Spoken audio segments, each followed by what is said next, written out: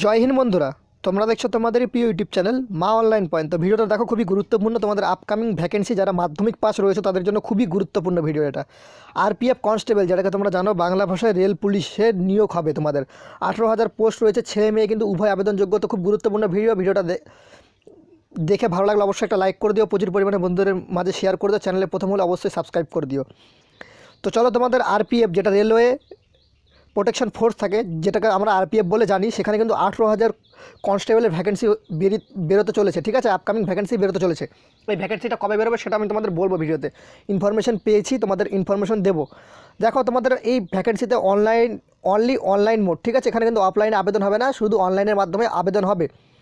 Railway Protection force মানে যেটাকে তোমরা আরপিএফ কনস্টেবল ভ্যাকেন্সি, যেখানে পোস্ট নেম কনস্টেবল দেখতে পাচ্ছ। Total number of vacancy 18,000 post থাকবে, যেখানে ছেলেদের 9,000 ও মহিলাদের কিন্তু 9,000। ঠিক আছে, 50-50% করে কিন্তু ভ্যাকেন্সি বেরোবে। সেটা কিন্তু আমাদের রেলমন্ত্রী তিনিই ঘোষণা করেছিলেন। তো সেটা তোমরা জানো, সবাই টুইটারে সেটা দেখেও ছিল। যখন তোমাদের রেলের গ্রুপ ডি বা এনটিপিসির এক্সাম নিয়ে যখন একটা মানে তোমরা দেখছিলে টুইটারে হ্যান্ডেলে একটা প্রোগ্রাম করাচ্ছিল, সেখানে কিন্তু বলা রয়েছিল যে তোমাদের রেলওয়ে মানে আরপিএফের নতুন ভ্যাকেন্সি বেরোবে 18,000, আর সেখানে কিন্তু 50-50% করে ছেলে মেয়ে উভয়েরই সিট থাকবে। তো সেক্ষেত্রে ছেলেদের 9,000 ও মহিলাদের কিন্তু 9,000 দেওয়া হবে। Railway Protection Force constable eligible criteria কী রয়েছে? Candidate must be citizen of ইন্ডিয়ার মানে তোমাদের ভারতবর্ষের যে কোনো বাসিন্দা তোমরা আবেদন করতে পারো। পশ্চিমবঙ্গের 23টি জেলার যে কোনো ছেলে এবং মেয়ে উভয় আবেদনযোগ্য। দেখো, তোমাদের বয়স লাগবে কত?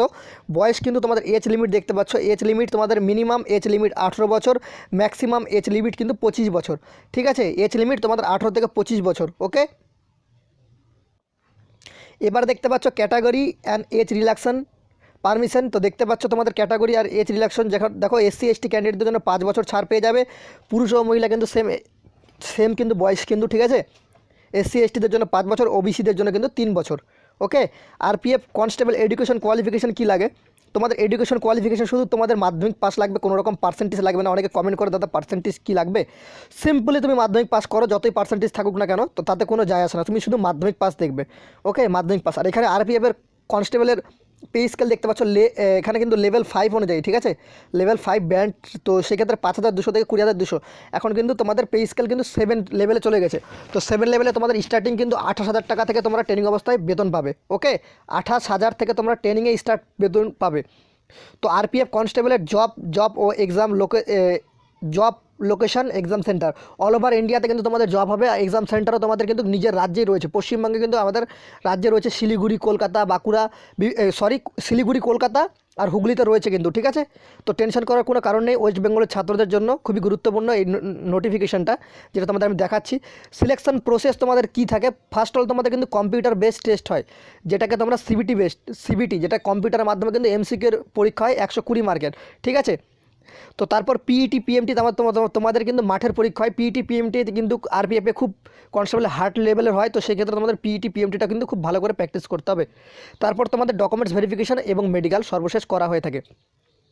দেখো, তোমাদের এখানে ফর মেলদের জন্য তোমাদের যে ফর মেলের জন্য হাইট লাগে 165 সেন্টিমিটার জেনারেল ওবিসিদের জন্য।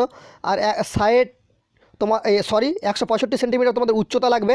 80 তোমাদের বুক না ফুলিয়ে আর 5 সেমি ফুলাতে হবে। সেক্ষেত্রে তোমাদের 85 সেমি কিন্তু বুকের ছাতি ফোলাতে হবে।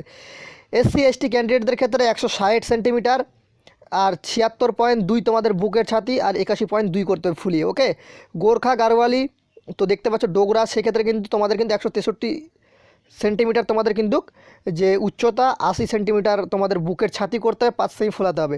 এবার ফিমেল ক্যান্ডিডেটদের ক্ষেত্রে তোমরা দেখতে পাচ্ছ, ফিমেল ক্যান্ডিডেটদের ক্ষেত্রে তোমাদের ইউআর ওবিসির ক্ষেত্রে 157 সেন্টিমিটার, এসসি এসটির ক্ষেত্রে 152 সেন্টিমিটার উচ্চতা, গোর্খা গারওয়ালির জন্য 155 সেন্টিমিটার। ওকে, তারপর তোমরা দেখো phase two physical efficiency test, physical measurement test. তো তোমাদের কিন্তু এখানে যে তোমাদের যে রয়েছে, তো সেই ক্ষেত্রে তোমাদের দেখো আরপিএফ কনস্টেবল মেলের ক্ষেত্রে কিন্তু তোমাদের রয়েছে 1600 মিটার রান 5 মিনিট 45 সেকেন্ড কিন্তু তোমাকে কভার করতে হবে। লং জাম্প করতে হবে 14 ফিট আর হাই জাম্প মারতে হবে 4 ফিট। তো প্রত্যেকটাতে কিন্তু 3 চান্স থাকবে, শুধু তোমাদের দৌড়টা বাদ দিয়ে। এগুলো তো 3 চান্স কিন্তু থাকবে, লং জাম্প আর হাই জাম্পে। ওকে, তারপর কনস্টেবল ফিমেলের ক্ষেত্রে তোমরা দেখতে পাচ্ছ 800 মিটার রান থাকবে 3 মিনিট 40 সেকেন্ড আর লং জাম্প থাকবে 9 ফিট, হাই জাম্প থাকবে 3 ফিট। তো সেটা তো 3 করে চান্স কিন্তু তোমার দেওয়া হয়। তো এখানে কিন্তু ফিজিক্যালটা কিন্তু খুবই তাগড়া হয়। তো সেক্ষেত্রে তোমাদের প্র্যাকটিসটা এখন থেকে করা জরুরি বলে আমি মনে করি। কারণ আরপিএফ কনস্টেবলে কিন্তু ফিজিক্যাল বারবার বলছি হার্ড লেভেলের হয়, তো সেক্ষেত্রে তোমরা ভালো মতো প্রিপারেশন নাও, পড়াশোনাটাও চালাও। তো আরপিএফ কনস্টেবলের ভ্যাকেন্সিটা কিন্তু এই তোমাদের মার্চ মাসের শেষে লাস্ট উইক বা এপ্রিল মাসের ফার্স্ট উইকে কিন্তু রিলিজ হওয়ার সম্ভাবনাটা বেশি রয়েছে। তো যতটুকু আপডেট পেয়েছি মার্চ মাসের লাস্ট বা এপ্রিল মাসের ফার্স্টে কিন্তু তোমাদের এই ভ্যাকেন্সিটা অফিসিয়ালিভাবে রিলিজ হবে, অফিসিয়াল ওয়েবসাইটে দেখতে পেতে পারো, ঠিক আছে। তো চান্স রয়েছে যতটুকু আমি আপডেট পেয়েছি, তো তার ভিত্তিতেই আমি বলছি। তো ভিডিওটা তো তোমরা আশা করি সম্পূর্ণ কিছু কভার করে দিয়েছি। ভিডিওটা দেখে ভালো লাগলে অবশ্যই একটা লাইক করে দিও, প্রচুর পরিমাণে বন্ধুদের মাঝে শেয়ার করে দিও। চ্যানেলে প্রথম দর্শক হলে অবশ্যই সাবস্ক্রাইব করে পাশে থাকা বেলবেলা ঘন্টিটা অন করে দিও। জয় হিন্দ, জয়